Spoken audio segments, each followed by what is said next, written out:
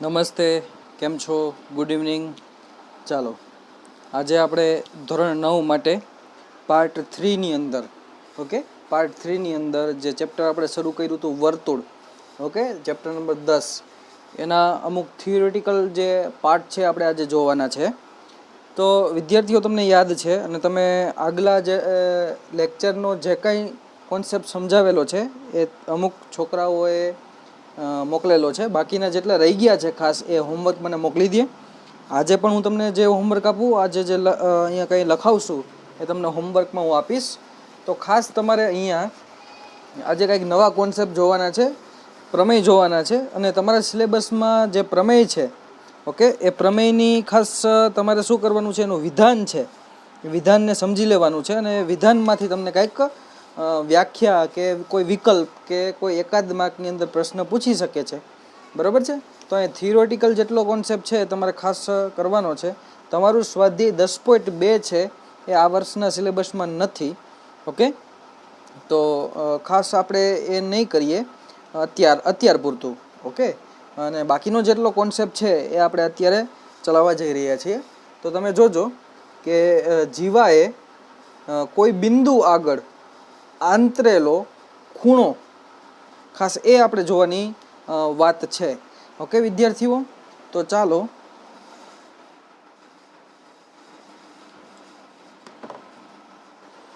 તો જીવાએ કોઈ બિંદુ આગળ આંતરેલો ખૂણો, સિમ્પલ સમજવાની વાત છે. જીવા તમને ખ્યાલ છે. જીવા એ બીજું કાંઈ નથી, એક રેખાખંડ જ છે. તો આપણે પહેલા રેખાખંડે બિંદુ આગળ આંતરેલો ખૂણો જોઈએ, પછી એની ઉપરથી જીવા છે એ વર્તુળ પરના કે વર્તુળની અંદરના કોઈ બિંદુ સાથે જો એ ખૂણો રચાતો હોય ત્યાં, બરાબર છે, ત્યાં ખૂણો કોઈ આંતરેલો ખૂણો તમને મળતો હોય તો આપણે ખાસ એ પણ જોશું. તો આપણે પહેલા રેખાખંડે બિંદુ આગળ આંતરેલો ખૂણો જોઈએ. તો રેખાખંડ આપણી પાસે સિમ્પલ, આપણે કોઈ પણ એક રેખાખંડ દોરી શકીએ છીએ. અહીંયા હું દોરું છું, બરાબર છે. સમજો કે તમારો એ રેખાખંડ, અહીંયા આ રેખાખંડ છે, રેખાખંડના બંને અંત્ય બિંદુઓ એ બી નામ આપી દો. રેખાખંડના બે અંત્ય બિંદુનું એ બી નામ આપી દીધું છે. અને આ રેખાખંડ સમજો, આ રેખાખંડમાંથી કોઈ એક રેખા પસાર થાય છે તો રેખા એ બી વિચારો, બરાબર છે. તો આ રેખા ઉપરનું કોઈ બિંદુ હોવું જોઈએ નહીં. એના સિવાયનું અહીંયા કીધેલી વાત છે કે આપેલ રેખાખંડની બહારના બિંદુને બહારના બિંદુ મતલબ કે જે રેખાખંડ છે એમાંથી કોઈ પસાર થતી રેખા વિચારો. તો એ રેખા ઉપર કોઈ ત્રીજું બિંદુ હોવું જોઈએ નહીં, કે જે બિંદુ આગળ આપણે ખૂણો આંતરવાના છીએ તે. તો તે રેખાખંડના અંત્ય બિંદુઓ સાથે જોડવાથી જે ખૂણો બને છે તે ખૂણાને આપેલ રેખાખંડે તે બિંદુ આગળ આંતરેલો ખૂણો કહેવાય છે. તો હું એક બિંદુ એવું લઈશ કે જે બિંદુ સિમ્પલ આ એ બી રેખા ઉપર ક્યાંય હોવું જોઈએ નહીં. તો હું નીચે પણ લઈ શકું છું, ઉપર પણ લઈ શકું છું, ઉપર કોઈ પણ જગ્યાએ હું લઈ શકું છું.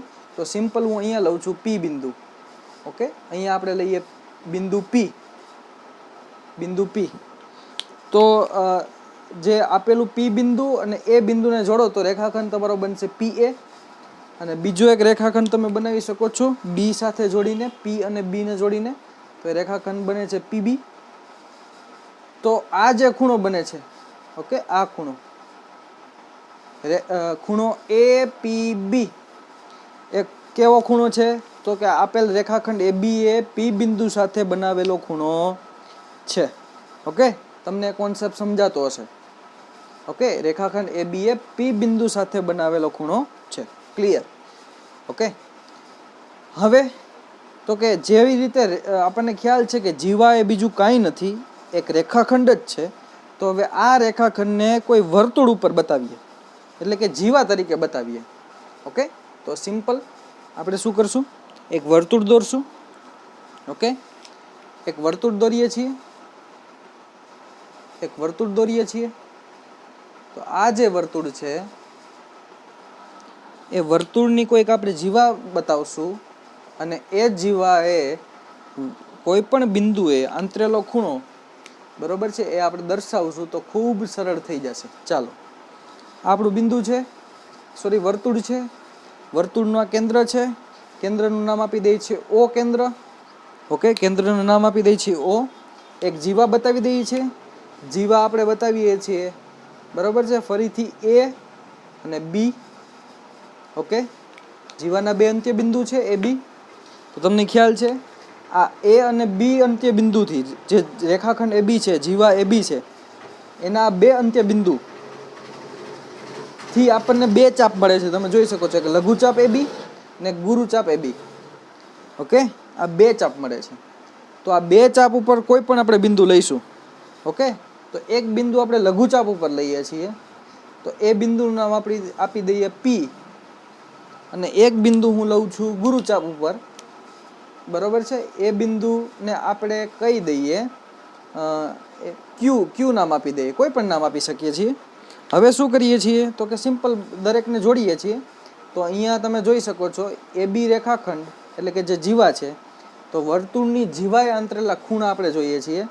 તો રેખાખંડ એ બી એટલે કે એ બી જીવાએ લઘુચાપ ઉપર જે બિંદુ છે પી, બરોબર છે, એની સાથે જે ખૂણો બનાવે છે એ ખૂણો કયો છે એ તમને દેખાય છે, એ ખૂણો APB, બરોબર. તો આપણે અહીંયા લખી શકાય.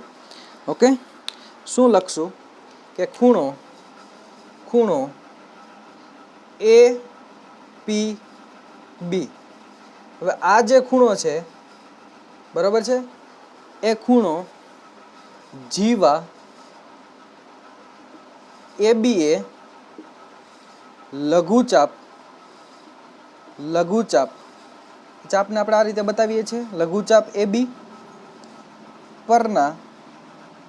પરના બિંદુ P સાથે અંતરેલો ખૂણો છે. ખૂણો APB એ શું છે, બરોબર છે, તમે સમજી શકો છો. ખૂણો APB જે લખેલો છે, ઓકે, એ બીજું કાંઈ નથી, જીવા AB એ લઘુચાપ AB પરના બિંદુ P સાથે અંતરેલો ખૂણો છે. એવી રીતે અહીંયા જોડી દઈએ રેખાખંડ AQ અને રેખાખંડ QB. ઓકે, એ બનાવીએ છીએ. તો એ રેખાખંડને આપણે આ રીતે બતાવીએ છીએ, રેખાખંડ AQ અને રેખાખંડ QB અથવા તો BQ, કાંઈ પણ. તો એ જે ખૂણો બને છે, અહીંયા જે ખૂણો બને છે, ખૂણો AQB, તો અહીં લખશું કે ખૂણો AQB એ બીજું કાંઈ નથી, એ જીવા AB એ, જીવા એટલે કે રેખાખંડ AB એ જે ગુરુચાપ AB છે, ગુરુચાપ AB પરના બિંદુ શું છે, Q સાથે અંતરેલો ખૂણો છે. ઓકે, સિમ્પલ આપણે લખી શકીએ છીએ. ચાલો, તો તમને અહીંયા ફરક દેખાય છે, લઘુચાપ, ગુરુચાપ, P અને Q.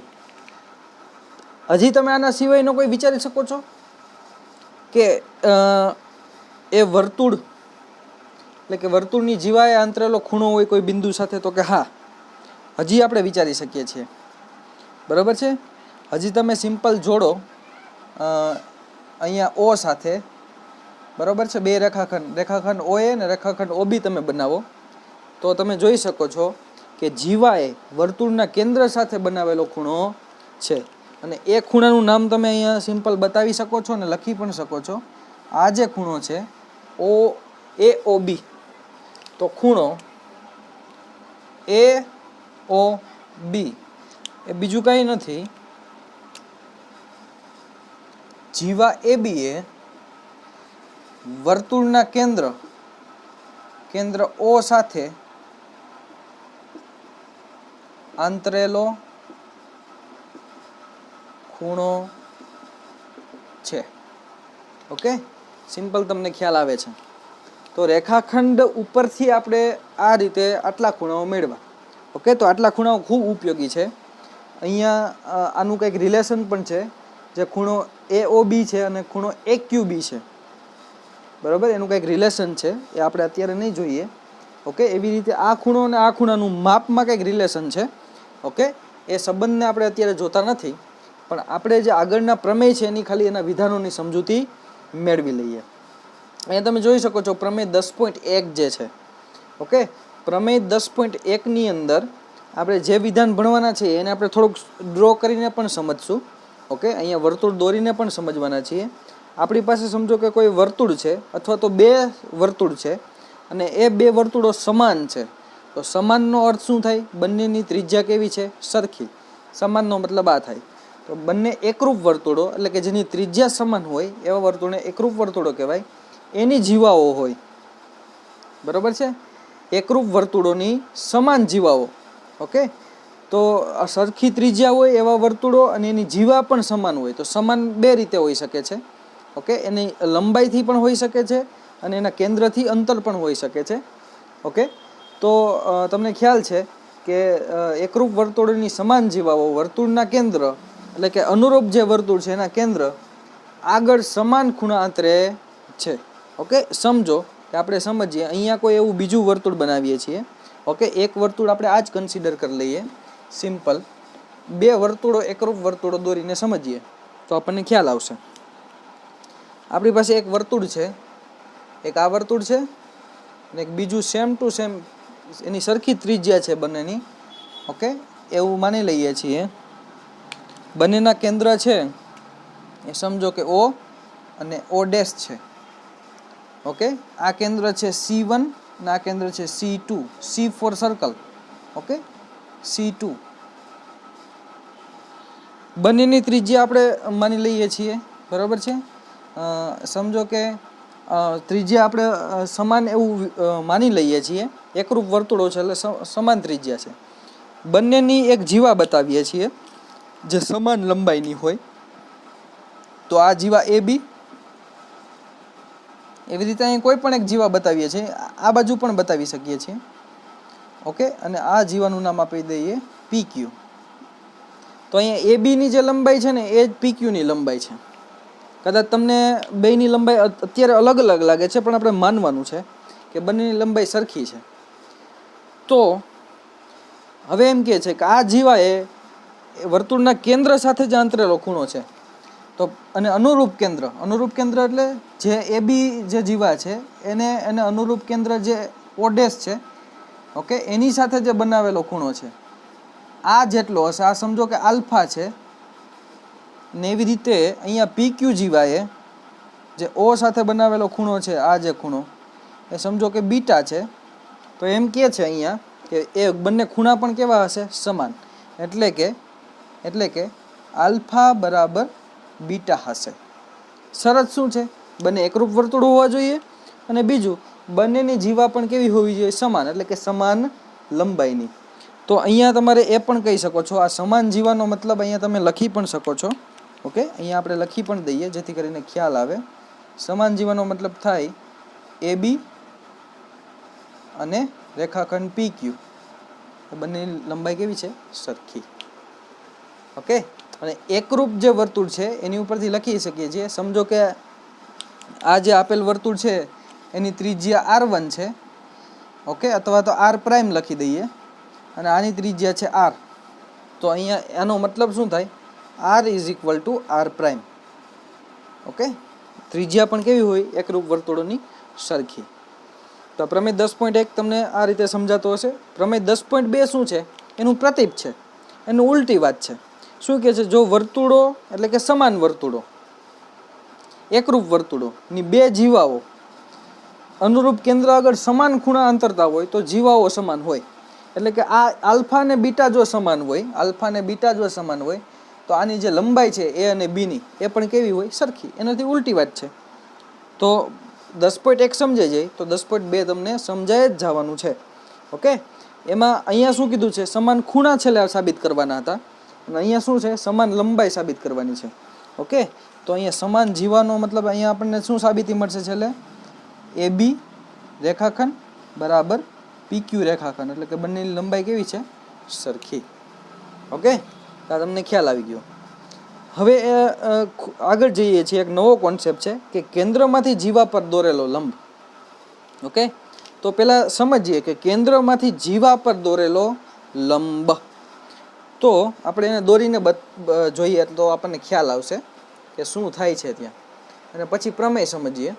તો અહીં તમે સમજજો, આપણી પાસે એક વર્તુળ છે, વર્તુળનું કેન્દ્ર છે, અને આપણી પાસે એક જીવા છે, જીવા AB, અને વર્તુળ છે એનું નામ આપણે O આપી દઈએ. તો કેન્દ્રમાંથી જીવા પર દોરેલો લંબ, તો કેન્દ્રમાંથી એક રેખાખંડ એવો દોરવાનો કે જે AB સાથે કેટલા અંશનો ખૂણો બનાવતું હોય, 90 ડિગ્રી, તો જ લંબ થશે. બરાબર છે, આ કેટલું છે, 90 ડિગ્રી, એટલે કે લંબ છે. અને એ જે AB રેખાખંડને છેદે છે એનું નામ આપણે આપી દઈએ M. ઓકે, તો OM જે રેખાખંડ છે AB સાથે કેવો છે, એક તો લંબ છે, એટલે કે 90 ડિગ્રીનો ખૂણો એની સાથે બનાવે છે. બરાબર છે. તો ત્યારે કેવી કન્ડિશન ઉદ્ભવે છે, તો ત્યારે એના ઉપરથી એક પ્રમેય બને છે, પ્રમેય 10.3, કે વર્તુળના કેન્દ્રમાંથી જીવા પર દોરેલો લંબ એ જીવાને દુભાગે છે. બરાબર છે. તો દુભાગવાનો મતલબ તમે લખી શકો છો, બે સમાન ભાગ કરે છે. મતલબ કે AM બરાબર હશે MB. બરાબર છે. આનો મતલબ શું થશે, બે સમાન ભાગ કરે છે, એનો મતલબ આપણે લખી શકશું કે રેખાખંડ AM બરાબર રેખાખંડ MB, એવું આપણે લખી શકશું. બે સરખા AM ને MB થઈ જશે. ઓકે, તો આની ઉપર તમે ઘણી બધી વાતો કરી શકો છો. સમજો કે અહીંયા તમને કોઈ વર્તુળની ત્રિજ્યા આપી હોય, સમજો કે AO એ ત્રિજ્યા છે. સમજો કે તમને કોઈ વર્તુળની ત્રિજ્યાનું માપ આપી દે. ઓકે, તો અહીંયા જે બનતો ત્રિકોણ છે, તમે AOM એ કાટકોણ ત્રિકોણ છે. તો આ કાટકોણ ત્રિકોણ માટે તમે પાયથાગોરસના પ્રમેયથી કેટલી બધી વાતો સાબિત કરી શકો. કે સમજો કે તમને આ OM અંતર આપી દીધું હોય, જીવાની લંબાઈને ત્રિજ્યા આપી દીધી છે, તો જીવાની લંબાઈની અડધી કરશો તો આ AM થશે. ઓકે, અને આ જે AM છે, અને સિમ્પલ તમને ત્રિજ્યા આપી દીધી છે, તો કેન્દ્રથી જીવાનું અંતર તમને ખબર પડી જાય કે નહીં? યસ, પાયથાગોરસનો પ્રમેય. તો તમને એવી રીતે કાંઈ પણ પૂછી શકે છે. બરાબર છે. એવી રીતે સમજો કે એ લંબ અંતર આપી દીધું હોય અને ત્રિજ્યા આપી દીધી હોય, તો તમને આ જીવાની લંબાઈ શોધવાની કહે તો તમે પાયથાગોરસ ઉપરથી AM શોધી શકો કે નહીં? અને AM નું ડબલ કરો તો એ AB જીવા, જે જીવા આપેલી છે વર્તુળની, એની શું થઈ જાય? સિમ્પલ, એની લંબાઈ થઈ જાય છે. તો વર્તુળના કેન્દ્રમાંથી જીવા પર દોરેલો લંબ હંમેશા જીવાને કેવો થાય? દુભાગે. પ્રમેય 10.4 એનું પ્રતીપ છે. એ શું કહેવા માંગે છે કે વર્તુળના કેન્દ્રમાંથી પસાર થતી રેખા છે, રેખા સમજો. ઓકે, તો આપણે શું કરીએ છીએ, આ OM જે રેખાખંડ છે એને આપણે રેખા બનાવી દઈએ. ઓકે, એને આપણે રેખા બનાવી દઈએ, રેખા OM. તો વર્તુળના કેન્દ્રમાંથી પસાર થતી રેખા એ જીવાને શું કરે છે? દુભાગે છે. તો એ હંમેશા જીવાને કેવી હોય છે? લંબ. વર્તુળના કેન્દ્રમાંથી પસાર થતી હોય અને રેખાખંડ AB એટલે કે જીવાને દુભાગતી હોય, તો હંમેશા એ કેવી હશે? લંબ. તો એનું પ્રતીપ છે. ઓકે, આના ઉપરથી કન્ક્લુઝન શું નીકળે છે કે વર્તુળની જીવાનો લંબ દ્વિભાજક હંમેશા વર્તુળના કેન્દ્રમાંથી પસાર થતો હોવો જોઈએ. તો અહીંયા વર્તુળની જીવા AB છે, એનો લંબ દ્વિભાજક. ઓકે, લંબ દ્વિભાજક એટલે કે એ 90 ડિગ્રી એટલે કે 90 અંશનો ખૂણો બનાવતું હોય, એ લંબ દ્વિભાજક. આ રેખા સમજી લ્યો. બરાબર, રેખા OM છે એ AB નો કેવો છે? લંબ દ્વિભાજક. લંબ એટલે કે 90 નો ખૂણો બનાવતું હોય, અને બીજું કે એ બરાબર એ સરખા ભાગ કરતું હોય જીવાને. તો સિમ્પલ એ કેન્દ્રમાંથી પસાર થતું હોવું જોઈએ. તો આ ત્રણેય વાતને તમે મિક્સ કરો ને તો આપેલી આકૃતિ બને. ઓકે, કાંઈ પણ કન્ડિશન આપી હોય તો એ આવું કંઈક સ્વરૂપ ધારણ કરે છે. ઓકે, તો અહીંયા આટલી વાત તમે સમજી શકો છો. તો આટલી વાત સિમ્પલી તમે નોટ કરી લ્યો, અને નોટ કર્યા પછી ઓકે આપણે જે નેક્સ્ટ જોવાનું થાય એ જોઈશું. ઓકે,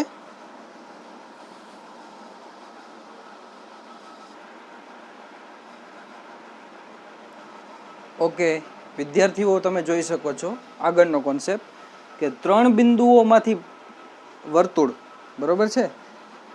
3 બિંદુ તમને આપેલા હોય, કોઈ પણ એમાંથી કોઈ પણ એક છે એ અસમરેખ હોય.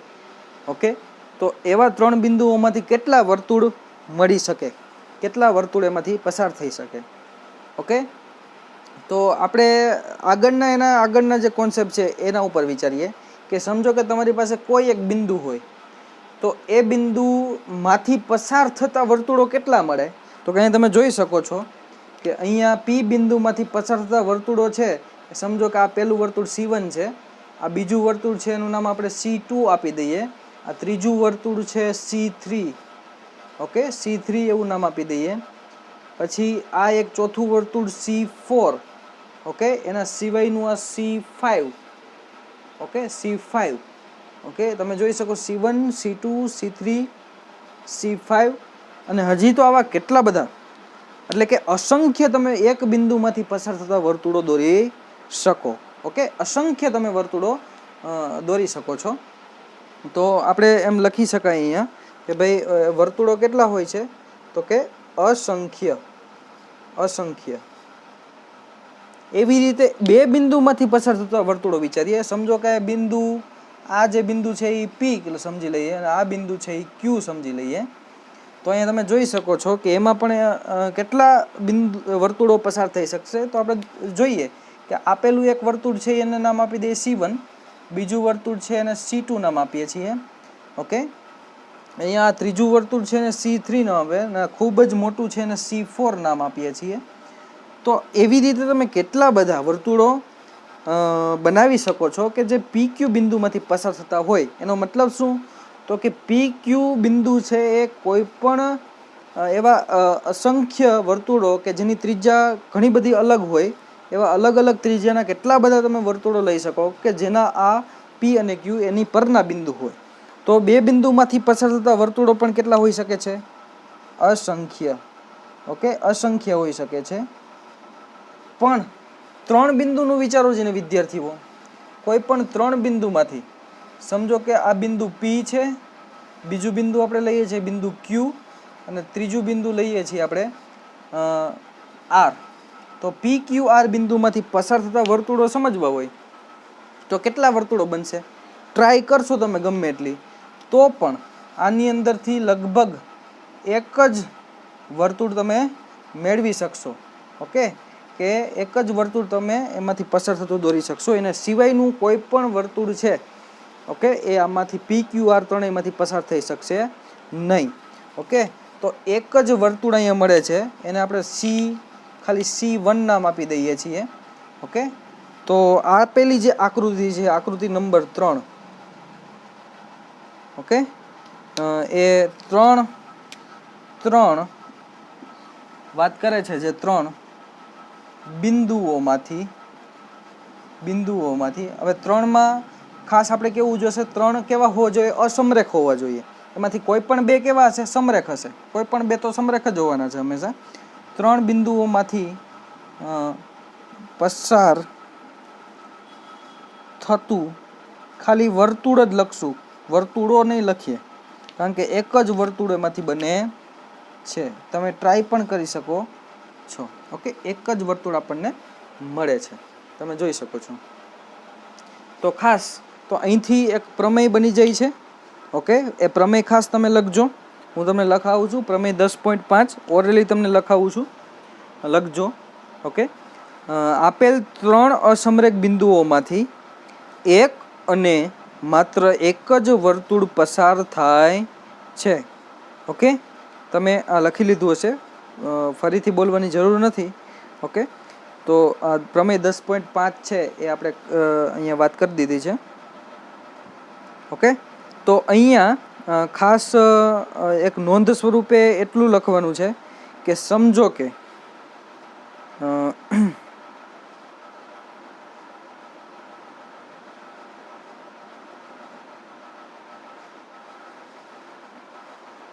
અહીંયા સમજો કે આપેલા જે PQR જે બિંદુઓ છે એને જોડીએ તો શું બને છે, ત્રિકોણ બને છે. અહીંયા PQR બિંદુને જોડો તો શું બને છે, ત્રિકોણ બને છે. અને તમે જોઈ શકો છો ત્રિકોણના બહારના ભાગમાંથી એક વર્તુળ પસાર થાય છે, ઓકે. ત્રિકોણના બહારના ભાગમાંથી એક વર્તુળ આખું પસાર થાય છે, PQR જે ત્રિકોણ છે.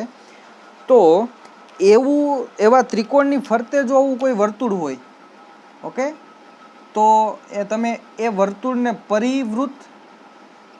પરિવૃત્ત અથવા તો પરિવર્તુળ એવું તમે નામ આપી શકો છો. અને એવો જો ત્રિકોણ હોય તો એના કેન્દ્રને તમે શું કહી શકો છો? પરિકેન્દ્ર. અને એની ત્રિજ્યા જો હોય તો સમજો કે આ ત્રિજ્યા છે, તો આ ત્રિજ્યાને તમે શું કહી શકશો? પરિત્રિજ્યા. તો આ ખાસ યાદ રાખજો. પરિવર્તુળ કે પરિવૃત્ત તમને પૂછાય તો તમારે ત્રિકોણના ત્રણેય અસમરેખ બિંદુઓમાંથી પસાર થતું એક વર્તુળ દોરી દેવાનું. એની ત્રિજ્યાને પરિત્રિજ્યા, એના કેન્દ્રને પરિકેન્દ્ર કહેવાય છે. ઓકે, તો ખાસ આ નોંધ છે એ તમે યાદ રાખજો. અને આટલા કોન્સેપ્ટ છે એ આપણે રાખીએ છીએ અહીંયા સુધી. ઓકે, બાકીના જે દાખલાઓ છે, બાકીની જે કંઈ વાત છે એ તમારે આવતા લેક્ચરમાં કરશું. તો હોમવર્ક અત્યારે લખી લેજો ખાસ. ઓકે, હોમવર્કની અંદર ઓકે HW અહીંયા જેટલું ચાલેલું છે, ઓકે, એ ચાલેલું આજનું જેટલું ચાલેલું છે તમારે કેટલી વાર લખવાનું છે? 2 વખત લખવાનું છે.